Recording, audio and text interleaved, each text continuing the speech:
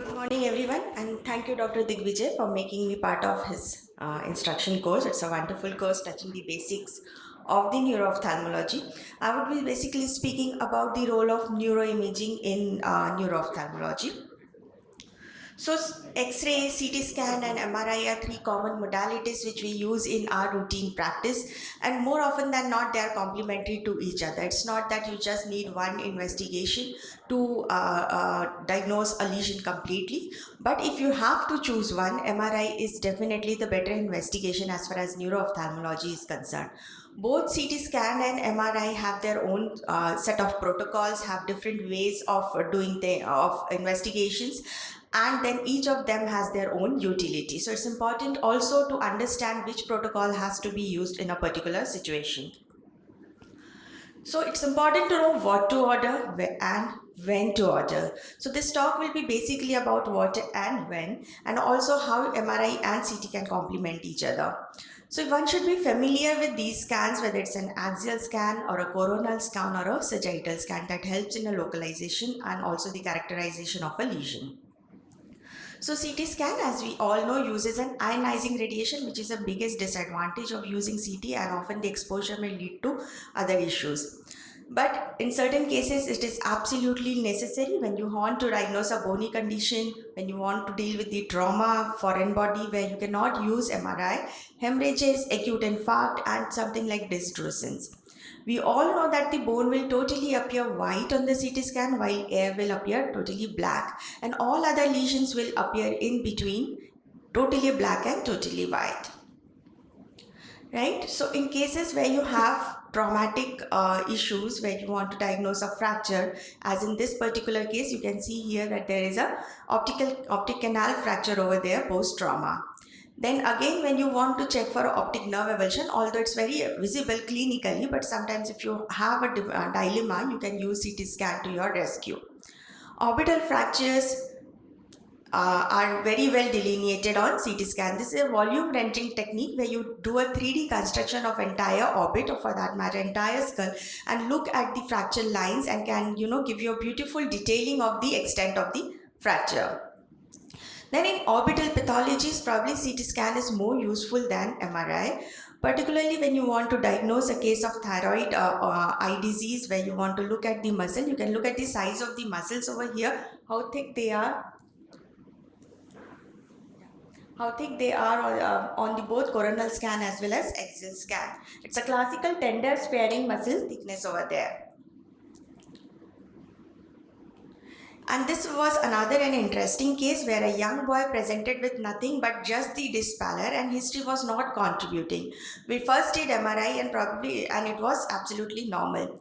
So going back, we did our CT scan, and this is what we found, that the bones were very thickened, the table was thick, and there was compression of optic canal due to the thickening of the bone, which was compressing the optic nerve, and that was the cause of vision loss as well as dyspallor. So sometimes, even if it's a case of dyspallor, you want to do MRI, and if your MRI does not yield anything, probably doing a CT scan may be a good idea. But yes, you may have to have a clinical clue or some clue on MRI. You cannot do both the investigations at the time.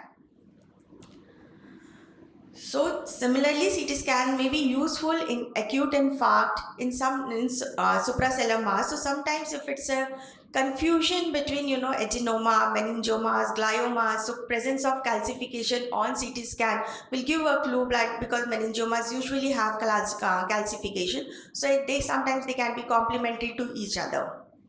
Then it can be useful in delineating cavernous sinus thrombosis and other such lesions. But as I said earlier also, MRI definitely is a preferred modality as far as neuroophthalmology is concerned, and it is because of its great ability to delineate the soft tissues lesion. It has also an advantage of no radiation exposure. And you should be familiar with this kind of different protocols of MRI. So first one is a T1, which gives you an anatomical detail where the fat is bright and the water is dark. The second one is T2, which gives you which helps you in delineating a lesion, and where the fat is dark and the water is bright. So this is how you differentiate between the two scan. And the third scan is about contrast enhanced MRI, where there is a break of blood-brain barrier and lesions like tumor, inflammation are more radially visible on MRI. For MRI, you have other protocols which are very specific to certain lesions, like FLAIR protocol is very commonly used, or is a protocol of choice as far as demyelination is concerned. When you want to use it for ischemic condition, DWI and ADC map is what you need. Fat suppressed lesion is again very useful for optic nerve pathologies. So here this is first picture that shows the T2 weighted and flare. Flare is when the fluid is attenuated. So CSF here will appear dark as compared to T2 where CSF will appear bright. And the next one is a contrast, this is just showing the periventricular lesion on the flare.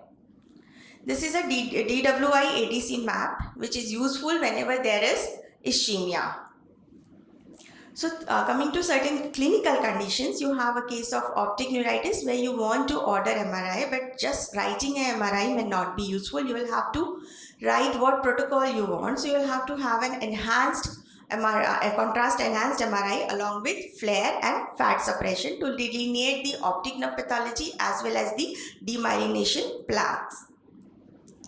Then for atypical MRIs, atypical optic neuritis, you have to, MRI can help us in differentiating whether it's an atypical optic neuritis or a typical optic neuritis. So atypical optic neuritis classically have a long segment optic neuritis as compared to MS-related optic neuritis where you have a focal demyelinating lesion.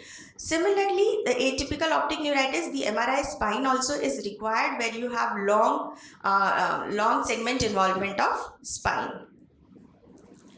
Then other optic neuropathies like basal exudates where you have chiasmitis in cases of tubercular meningitis, or a mucocele which can give you an idea whether there is a compression of the optic nerve or not, or in cases of optic nerve gliomas. MRI fields, as Dr. Ashwin pointed out, is our GPS. It gives us a track where and how to localize a lesion. So if field can guide us, we can localize the lesion on MRI. So here you can see that there is a bitemporal hemianopia which was localized to a suprasellar lesion.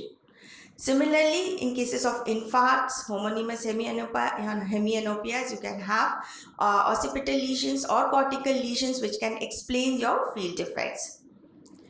Then this was another an interesting case where a 42-year-old male, a known case of Takayasu, presented with the vision loss. And this is what we found on MRI. This is DWI scan with ADC map. The entire posterior circulation was gone and there was cortical visual loss. Sometimes in such a situation where you want to, okay, I'll just take few more minutes to finish these slides. So where you want to delineate the aneurysms and other vascular pathologies, maybe MRI will be useful. In cases of cranial nerve palsies, it is again indicated if you have a young patient where you cannot explain the vasculopathic risk factor. So MRA or MRI itself is useful to delineate the lesion.